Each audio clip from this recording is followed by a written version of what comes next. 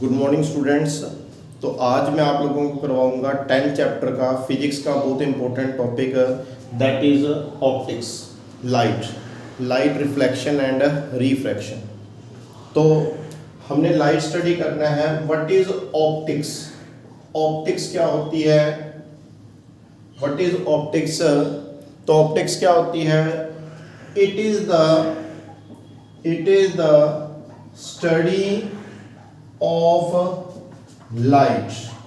किसकी स्टडी होती है? लाइट की स्टडी को हम क्या कहते हैं? ऑप्टिक्स कहते हैं। Study of light is called optics. तो study of light and optical instruments.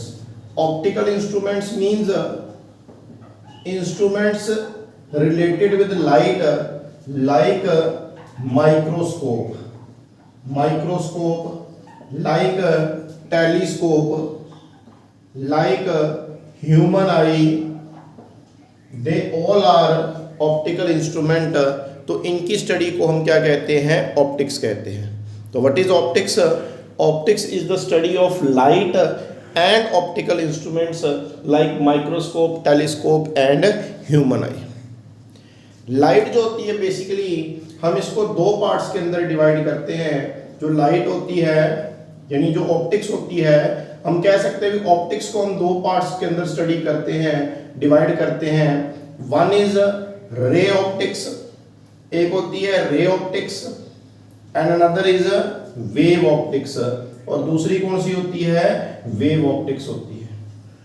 Optics is of two type, ray optics and wave optics. When light is considered as ray, then it is called ray optics, and when light is considered as wave, then it is called wave optics। अगर हम light को रे assume कर कर चलते हैं तो उसको हम रे ऑप्टिक्स कहते हैं, और अगर हम लाइट को वेव अज्यूम कर कर चलते हैं तो उसको हम क्या कहते हैं? वेव ऑप्टिक्स कहते हैं। 10th क्लास के अंदर we have to study ray optics. 10th class में हमने क्या स्टडी करनी है? रे ऑप्टिक्स स्टडी करनी है। और 10th क्लास में हमने इस चैप्टर में रे ऑप्टिक्स के दो इंपॉर्टेंट पोर्शन, दो इंपॉर्टेंट पार्ट्स स्टडी करने हैं। वन इज रिफ्लेक्शन, एक है रिफ्लेक्शन, हमने रिफ्लेक्शन स्टडी करना है, एंड अनदर इज रिफ्रैक्शन। दूसरा क्या है हमारे पास? रिफ्रैक्शन है। एक हमने रिफ्लेक्शन स्टडी करना है और दूसरा हमने क्या स्टडी करना है?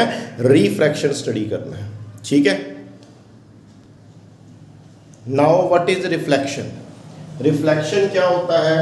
रिफ्लेक्शन होता है bouncing back of light from some surface.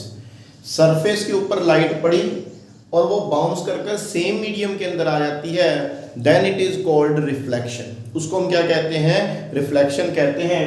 तो रिफ्लेक्शन क्या होता है? इट इज द बाउंसिंग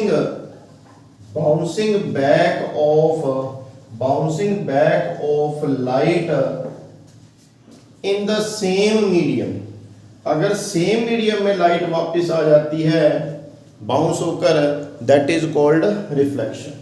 तो it is the bouncing back of light in the same medium when light strikes with surface.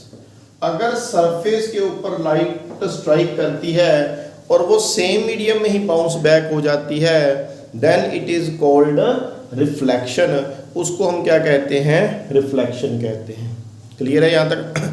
तो साथ साथ आप नोट्स भी बना सकते हो, जो मैं लिखवा रहा हूँ यहाँ पर, तो साथ साथ आप नोट्स भी बनाओ। तो रिफ्लेक्शन क्या होता है हमारे पास? Bouncing back of light in the same medium. तो सेम मीडियम में अगर लाइट आ जाती है, दैट इज कॉल्ड रिफ्लेक्शन। हमारे पास इसका एग्जाम्पल क्या होता है? जो मिरर होते हैं, मिरर के अंदर रिफ्लेक्शन होती है। जो हम मिरर देखते हैं, ठीक है, घरों में बार्बर शॉप्स पर मिरर लगे होते हैं, तो उनमें रिफ्लेक्शन हो रही है। और प्लेन मिरर को हम कैसे रिप्रेजेंट करते हैं? Plane mirror is represented like this surface. और ये क्या रिप्रेजेंट कर रहा है? ये पॉलिश्ड सरफेस रिप्रेजेंट कर रहा है। तो जो पॉलिश सरफेस होता है प्लेन मिरर का, वो रिप्रेजेंट कर रहा है। इसके ऊपर रे ऑफ लाइट आई, और वो रे ऑफ लाइट क्या होगी, बाउंस बैक होकर कहाँ चलेगी, वापस चलेगी, सेम मीडियम में चलेगी। यहां पर एक रे ऑफ लाइट आई, मिरर के ऊपर स्ट्राइक की और टकरा कर क्या है, वापस चलेगी। This phenomena is called reflection. इसको हम क्या कहते हैं, रिफ्लेक्शन कहते हैं। This is called reflection.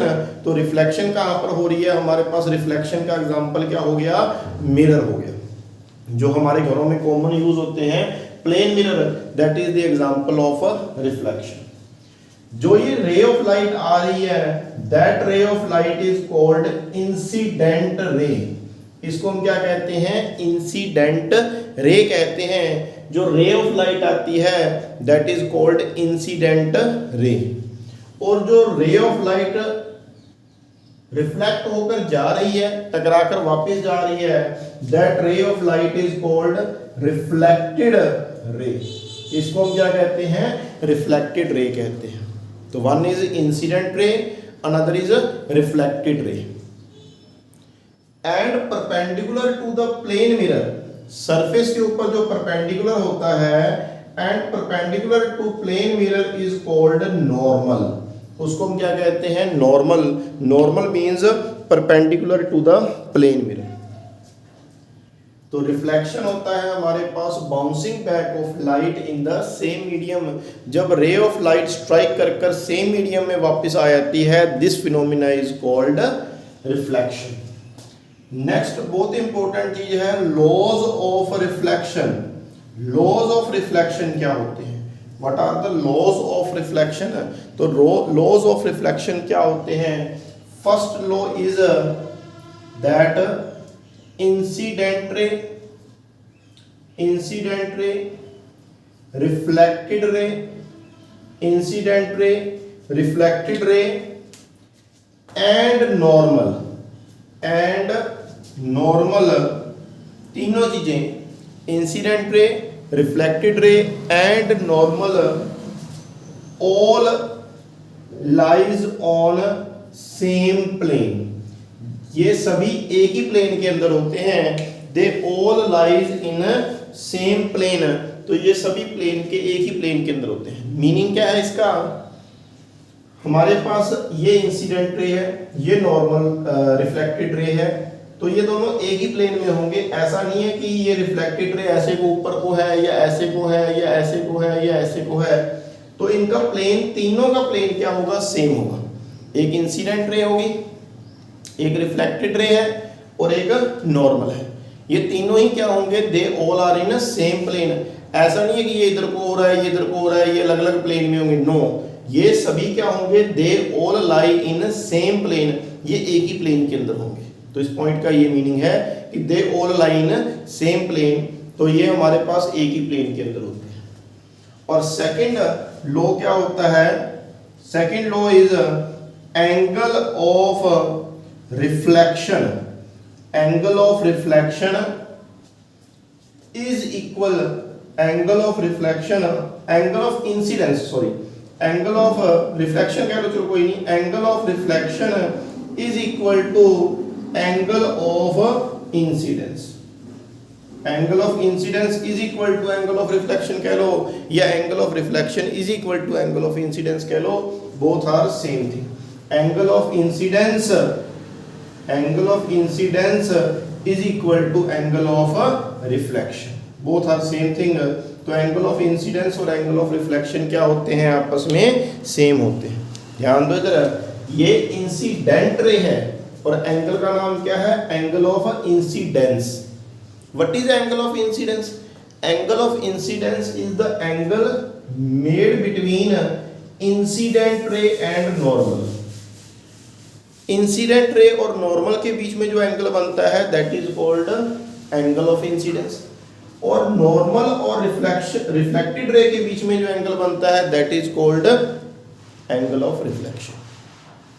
तो एंगल ऑफ इंसिडेंस क्या होता है, angle between incident ray and normal. इन दोनों के बीच में जो एंगल बनता है उसको हम कहते हैं आई।